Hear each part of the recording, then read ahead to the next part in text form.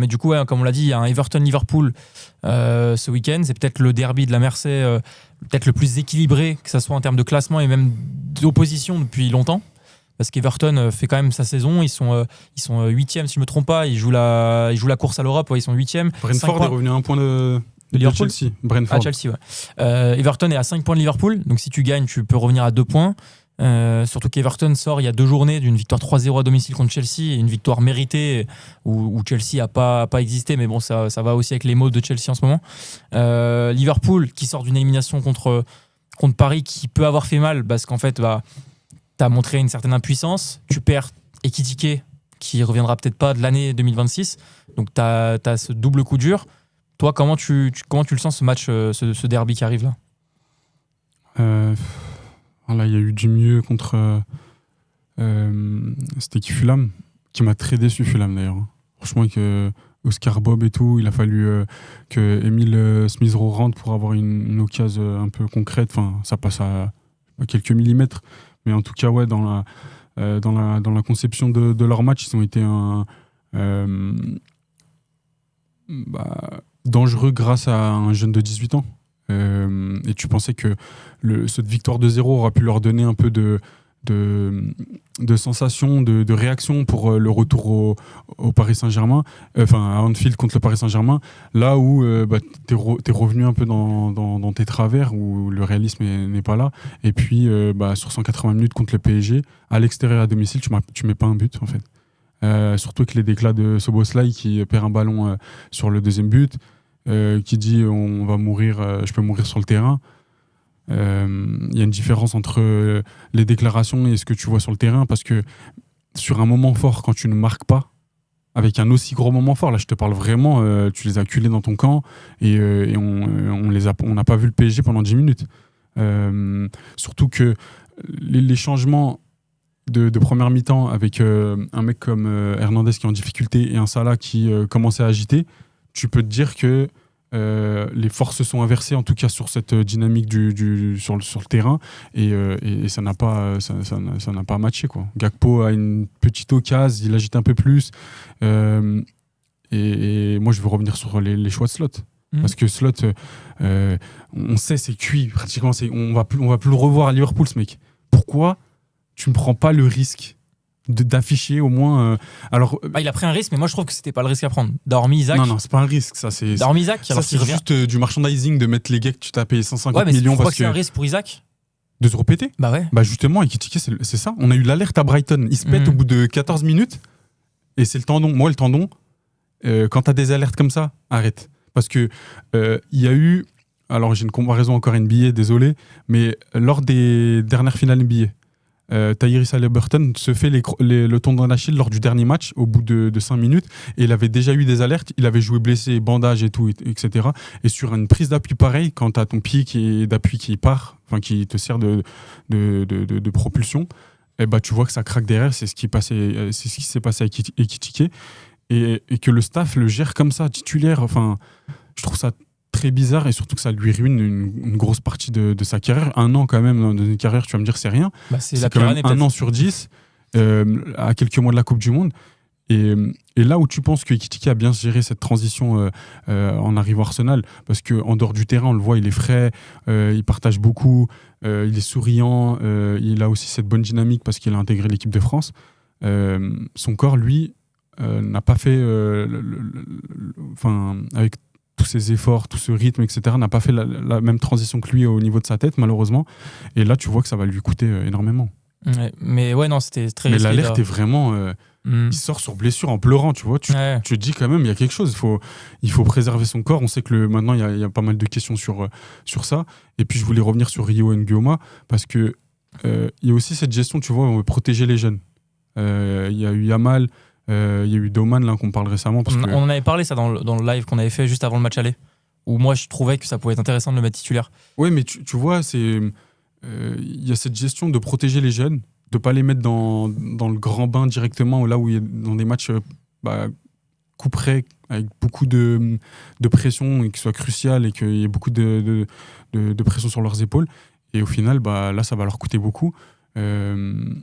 Et voilà, je suis mitigé, parce que Slot, il devait prendre ce risque-là. C'est ces 3 joueurs-là qui t'animent énormément, enfin en tout cas ce trio-là qui a été affiché avec Gakpo, Salah et Nguoma qui font vivre un peu lors de ce match-là, ce qu'on n'avait pas retrouvé depuis longtemps, bah, il ne le remet pas alors que ça avait bien marché en faisant souffler des cadres qui ne sont pas tonitruants tout au long de la saison.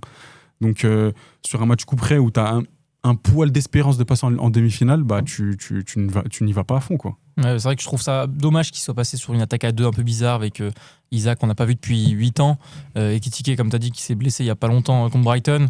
Alors que bah, Salah finalement fait une bonne entrée, même si je ne l'ai pas trouvé toujours parfait techniquement, tu vois, dans les passes et tout, des fois c'était pas précis, mais il a fait une bonne entrée.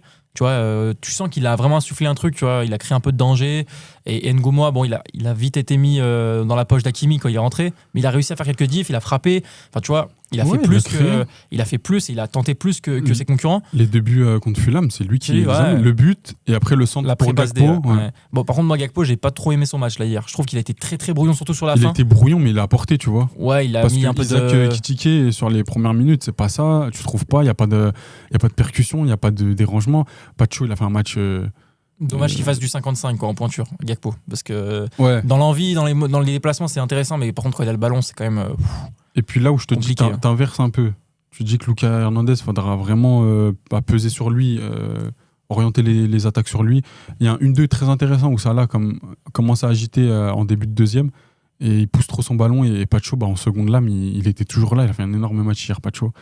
Et je pense que c'était trop faible. Et il y a un moment où, en deuxième mi-temps, dans ce temps fort-là, avant le but de Dembélé, où tu te dis Liverpool est un peu naïf parce qu'il pense que le PSG ne va pas jouer ses transitions à fond et encore gérer au vu de la première. Bah, c'est là où il les punit. Et les punissent. Et Liverpool a été mais vraiment très très médiocre dans ce côté-là. Et il fallait marquer ce but pour enflammer le match. Parce qu'Anfield demandait que ça. Tu ressors qui positivement de ce match pour Liverpool ? Ah ouais, il faut que ceux qui me prennent la veste sur Wirtz là. Eh les gars, s'il vous plaît, en vrai. Son match ? Non, les gars ils me disent ouais, Wirtz il est bon, tu regardes pas les matchs, nanani. Frère, c'est quoi ça ? Donc tu payes un mec comme ça, 125 millions, pour que dans les matchs cruciaux comme ça, où vraiment, quand tu payes un joueur aussi fort, c'est dans ces matchs-là où il doit sublimer le match, il doit avoir un highlight, il doit avoir une passe D, il doit sortir un truc que nous on n'a pas vu à la télé. Et le match mid qu'il fait, enfin la saison 4. Il a fait une bonne passe à un moment. Ah ouais ? Trop bien. Mais ouais, faut arrêter. Faut que le mec se réveille. Parce que ce qu'on a vu avec la Mannschaft, moi j'aimerais bien qu'il le fasse à Liverpool. Et voilà, il y a un moment où faut se réveiller, quoi. Non, on va être patient. Peut-être l'année prochaine avec Xabi. Ouais, parce que les gens, en fait, ils voient ce qu'a fait Wirtz avec Xabi, avec cette saison incroyable, mais il faut rater les matchs, tu vois. Il est bon, ce gars. Visuellement, c'est trop bon à voir jouer, tu vois. Mais il y a un moment où il faut que ça ait un impact, surtout dans les matchs comme ça, où tu peux sauver ta saison, créer une surprise comme l'a fait le PSG l'année dernière, parce que Liverpool était dans une dynamique incroyable.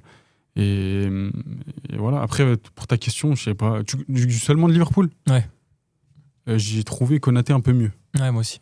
Depuis 2 matchs. Gravenberch, je trouve qu'il était pas mauvais en deuxième mi-temps. Je trouve qu'il récupérait tous les ballons. Après, techniquement, c'était un peu l'image de Liverpool. C'était pas toujours précis. Tu vois, il y avait beaucoup de passes ratées et tout. Puis Salah, je pense qu'on peut quand même. Oui. Tu vois, sa dernière, elle est quand même plutôt réussie parce que même s'il a pas réussi à marquer ou à être décisif dans les stats pures, je trouve qu'il fait quand même une belle entrée. Ton prono, du coup, pour Everton-Liverpool ? Bon, Everton, on n'a pas trop parlé, mais en quelques mots, toi, t'en penses quoi de Everton cette année, récemment surtout ? Ouais, t'avais fait une capsule il n'y a pas longtemps là, sur Everton, c'était plutôt intéressant. C'est une équipe qui était séduisante malgré la perte de Grealish qui était quand même qui s'était bien lancée cette saison. Voilà, je les vois rivaliser. J'espère qu'ils proposeront un truc, une animation un peu meilleure que Fulham, parce que moi j'ai été très déçu par Fulham. D'ailleurs, tu savais qu'Oscar Bob il a été transféré définitivement ? Ouais. Moi, j'étais choqué. De City. Ouais. J'ai vu ça il y a quelques semaines là. Et ouais, mais j'espère que Liverpool arrivera à proposer quelque chose de cohérent et essaiera de sécuriser l'Europe. Donc là, tu fais un trou quand même sur Everton, même si tu le fais pas sur Brentford. Mais du coup, tu vois Liverpool s'imposer ? Une victoire 2-1 avec pourquoi pas Salah qui enchaînerait 2 matchs avec 2 buts. Je sais pas si ça déjà arrive en PL là, cette saison. Après, c'est possible, mais ça doit pas être fréquent. Moi, je pense que ça fera nul. Moi, je vois bien un partout, tu vois. Okay. Parce que Everton reste quand même solide et Liverpool, j'ai pas l'impression qu'ils vont trouver les ingrédients pour gagner. Après, ça reste un derby. C'est des matchs qui te motivent, donc ça peut aussi, tu vois, ça peut aussi basculer sur une victoire l'un ou l'autre. Liverpool a eu un gros rythme en ce moment. Mais moi, je vois match nul du coup, ouais.